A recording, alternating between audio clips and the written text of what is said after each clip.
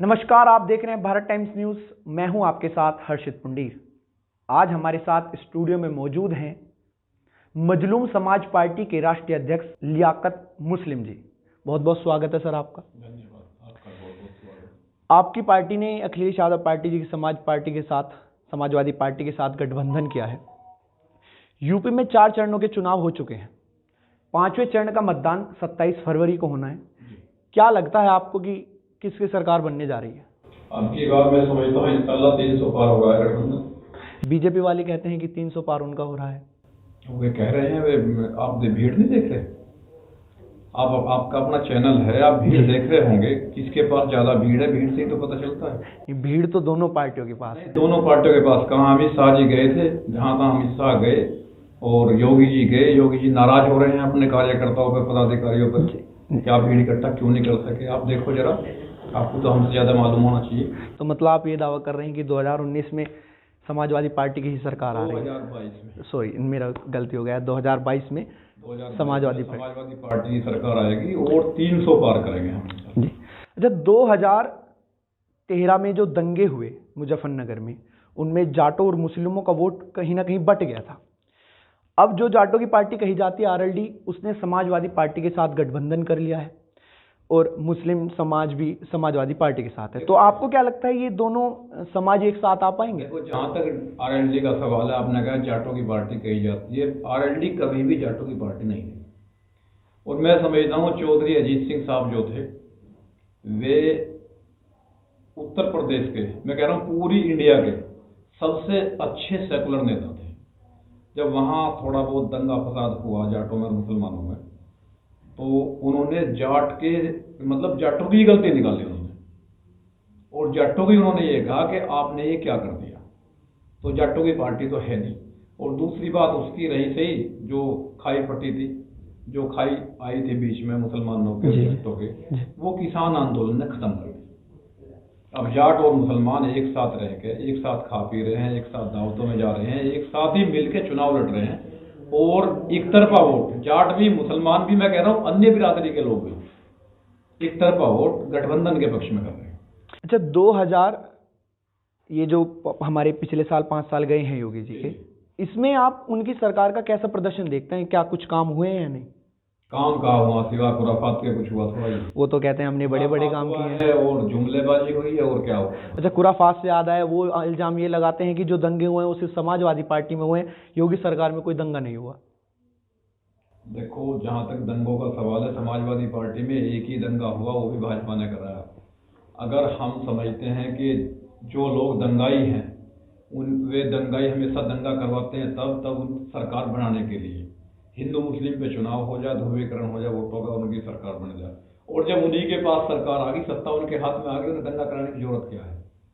दंगा तो भाजपा ने ही कराया था। अच्छा, दंगा भाजपा कराया था। चलिए, एक और मुद्दा आता है इस चुनाव में जो सबसे ज़्यादा उठा है कि बीजेपी सरकार 3 कानून लेके आई किसानों के लिए, फिर चुनाव से कुछ महीने पहले उनको वापस ले लेगा। तो आपको लगता है इससे बीजेपी को फायदा होगा या नुकसान होगा? किसान अब भी नाराज हैं बीजेपी से। आप एक बात बताओ, आप मेरे लिए कोई खतरनाक कानून बना के लाओ किसान के अहित में, जिसमें किसान का कोई भला होने वाला ना हो, किसान बर्बाद हो जाए, कानून बना के आप लाओ।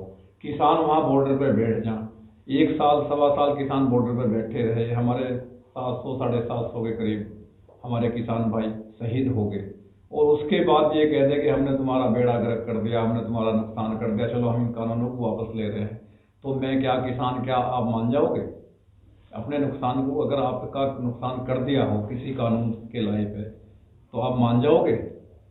आप मान जाओगे कि भाई चलो। पर कुछ बीजेपी या कुछ संगठनों द्वारा ये कहा जाता है कि वहाँ पे कुछ समुदाय विशेष के ही लोग थे या किसान नहीं थे। किसान जो होते हैं वो तो खेतों में होते हैं। जब हम फील्ड में घूमते हैं तो बहुत सारे किसानों ने कहा है कि जो किसान है वो तो खेत में था, जो वहाँ बैठे हैं वो नकली किसान। देखो, किसान ने फिर अगर नकली किसान थे तो कानून वापसी क्यों हुआ? अगर नकली किसान उसका विरोध कर रहे थे और असली किसान खेत में थे, तो कानून वापस क्यों लिए? रही उनकी बात, उन्होंने तो किसानों को किसान समझे कहाँ है। उन्होंने तो आतंकवादी, परजीवी, आंदोलनजीवी, खालिस्तानी, पाकिस्तानी, पता नहीं तरह तरह के इल्जाम लगाए। तो उनकी बातों में कोई अब विश्वास करने वाला नहीं है। कोई उनकी बातों में आने उनके झांसे में नहीं आने वाला। जब बीजेपी सरकार के अगर पिछले चुनाव देखे तो उनका एक सबसे मेन मुद्दा राम मंदिर होता था। जी। अब क्योंकि सुप्रीम कोर्ट ने उसे पास कर दिया, वो बनने वाला है, तो उससे लगता है आपको ये बीजेपी सरकार में बनने वाला है तो क्या फायदा होगा कुछ? देखो, राम मंदिर राम सबके हैं, हिंदू के भी, मुसलमान के भी, सिख के भी, ईसाई के भी। राम तो सबके हैं, राम के खाली हिंदू के तो है नहीं। और राम मंदिर मुद्दा भी पहली बात तो जो गरमाया वो गलत गरमाया। राम मंदिर तो कोई मुद्दा ही नहीं था, ना मुद्दा होना चाहिए। मंदिर मस्जिद गुरुद्वारे सबके हैं, गिरजाघर सबके हैं, और हम भी सम्मान करते हैं। राम मंदिर बना अच्छी बात है, लेकिन राम मंदिर में भाजपा का क्या रोल है? वो तो उनका एक झगड़ा था, हिंदू मुसलमान के बीच में झगड़ा करा रखा था बेवजह का। वो सुप्रीम कोर्ट ने उसमें जजमेंट दे दिया, मुसलमान अपने घर बैठ गया, हिंदू मंदिर बना रहे हैं। वो तो अच्छा हुआ, हम भी स्वागत करते हैं फैसले का। सुप्रीम कोर्ट के फैसले का हम स्वागत करते हैं, उन्होंने अच्छा करा, एक मुद्दा ही खत्म कर दिया। अच्छा, आपकी सरकार, समाजवादी सरकार, एक और वादा करती है कि अगर वो सरकार में आई तो 300 यूनिट बिजली फ्री देगी, और एक और जो वादा किया गया है कि 2 पहिए वाहन को 1 लीटर तेल 1 महीने में भी फ्री दिया जाएगा।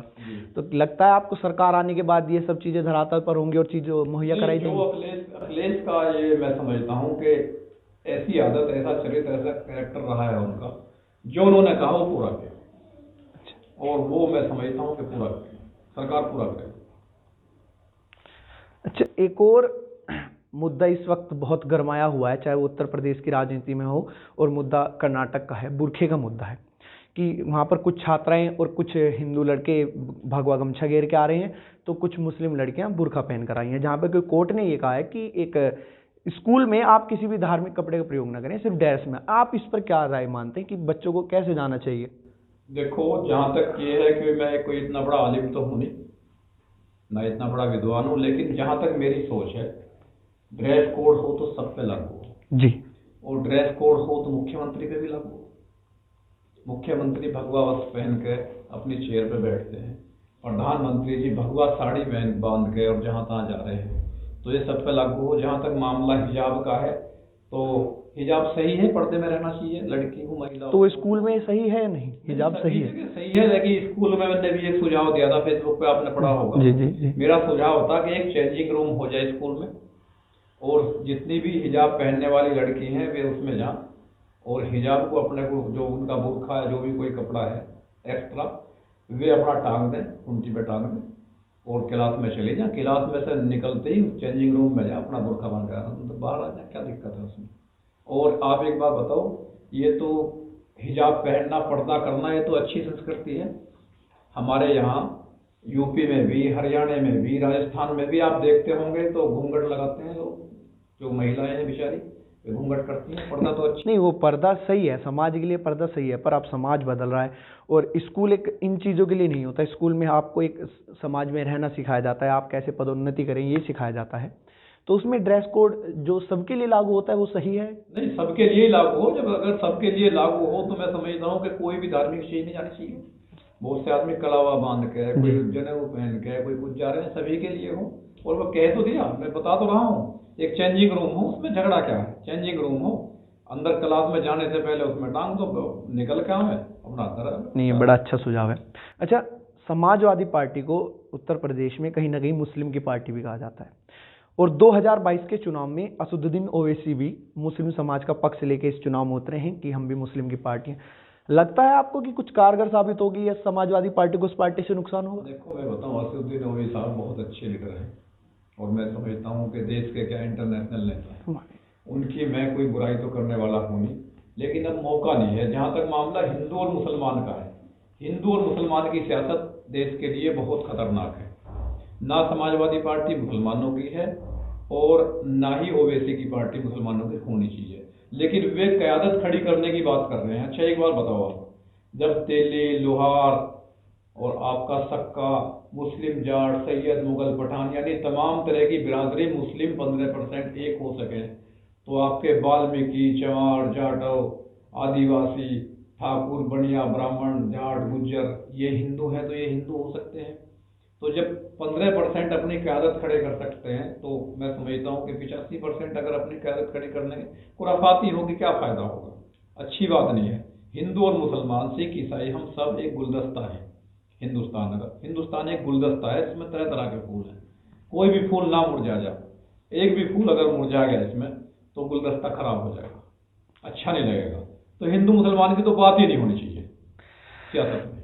अच्छा, जैसे हमारी टीमें फील्ड में घूम रही थी और हम भी फील्ड में घूम रहे थे, तो कुछ मुस्लिम लोगों द्वारा ये कहा गया कि जिस व्यक्ति को 2.5 लाख रुपए या योगी सरकार या मोदी सरकार में मकान मिल गया है, वो सिर्फ योगी और मोदी को ही वोट देगा। ये लगता है आपको कि इससे जिनको मकान मिला है वो मुस्लिम वोट प्रभावित होंगे? चाहे वो हिंदू हो चाहे मुसलमान हो, हर आदमी अपनी सुरक्षा चाहता है, अपना इज्जत और अपना मान सम्मान चाहता है। आपका अपमान कहीं हो, आपकी कम्युनिटी का अपमान हो, या आपको खुले मंच पर गालियां दी जाए, आप सब दिए कहे जाए, तो मैं समझता हूँ 2.5 लाख रुपए कोई मायने नहीं रखते। नहीं, किस कम्युनिटी गाली दी और किसने दी, आप तरफ बताएं। आप डेली देख नहीं रहे क्या हो रहा है। अभी एक वहाँ के नंद किशोर साहब हैं जी, हालांकि उनका नाम लेना भी मैं अपने जुबान को नापाक करना नहीं चाहता। अभी उन्होंने देखा क्या कहा है, और आपके जो वे हैं चैनल के जो एंकर हैं उन्हीं के बारे में आप शब्द कहे हैं। और ऐसे ऐसे नुमाइंदे, ऐसे ऐसे नमूने बहुत हैं भारतीय जनता पार्टी के पास, जिनका काम यही है और कोई काम ही नहीं है। अच्छा, आपकी पार्टी के साथ एक और पार्टी जो गठबंधन करना चाहती थी समाजवादी पार्टी के साथ, आज़ाद समाज पार्टी, एम मौके पर उसने अलग हो गई कुछ बात, तो क्यों नहीं गठबंधन हो पाया उस पार्टी के साथ? आपका इस पर क्या राय है? देखो, मैं समझता हूँ कि हमने तो गठबंधन किया है उनसे बिना शर्त, और उनका क्यों नहीं हो पाया ये पता तो सही आज़ाद समाज पार्टी के जो माननीय राष्ट्रीय अध्यक्ष हैं चंद्रशेखर आज़ाद जी उन्हें है या अखिलेश जी को है। लेकिन जितना मैंने सुना है वे उन्हें कम दे रहे थे, वे कुछ ज़्यादा मांग रहे थे। अब हालात ऐसी थी कि सत्ता के परिवर्तन करने के लिए उत्तर प्रदेश से वैभव, भ्रष्टाचार, गुंडा राज और उत्तर प्रदेश की तरक्की और खुशहाली के लिए शर्त नहीं रखी जाती। शर्त नहीं होनी चाहिए। अच्छा, इस पार्टी से गठबंधन नहीं हो तो लगता है आपको इस पार्टी से आपको नुकसान होगा? आज़ाद समाज पार्टी से अगर आपकी पार्टी का गठबंधन नहीं हो पाया तो कहीं लगता है कि एक समुदाय विशेष का वोट आपसे ये कटेगा? जो चुनाव है ये पार्टी का चुनाव नहीं है। इस चुनाव को कोई पार्टी नहीं लड़ रही, उत्तर प्रदेश की जनता इस चुनाव को खुद लड़ रही है। कोई नुकसान होने वाला नहीं। एक ही चेहरा दिखाई दे रहा है उत्तर प्रदेश की जनता को, सिर्फ चेहरा दिखाई दे रहा है अखिलेश यादव। कोई भी पार्टी सामने खड़ी है, कोई भी कुछ बोल रहा है, जनता पे कोई फर्क पड़ने वाला नहीं है। जनता चुनाव लड़ रही है, कोई नुकसान नहीं। क्या अनुमान लगा रहे हैं आपकी अगर 403 सीटें हैं तो कितनी सीटों पर आप चुनाव जीत रहे हैं? देखो, हम झूठ बोलना हम पसंद नहीं करते, लेकिन हम ये मान रहे हैं पक्का कि 300 पार होगा।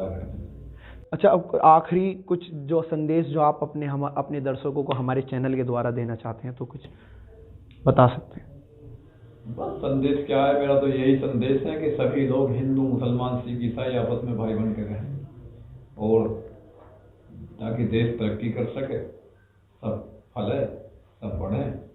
और बहुत बहुत धन्यवाद, आपने मुझे अपने चैनल में बुलाया। आपका धन्यवाद आपको। चलिए, फिलहाल के लिए बस इतना ही। आगे की तमाम खबरों को देखने के लिए आप जुड़े रहिए भारत टाइम्स न्यूज़ के साथ।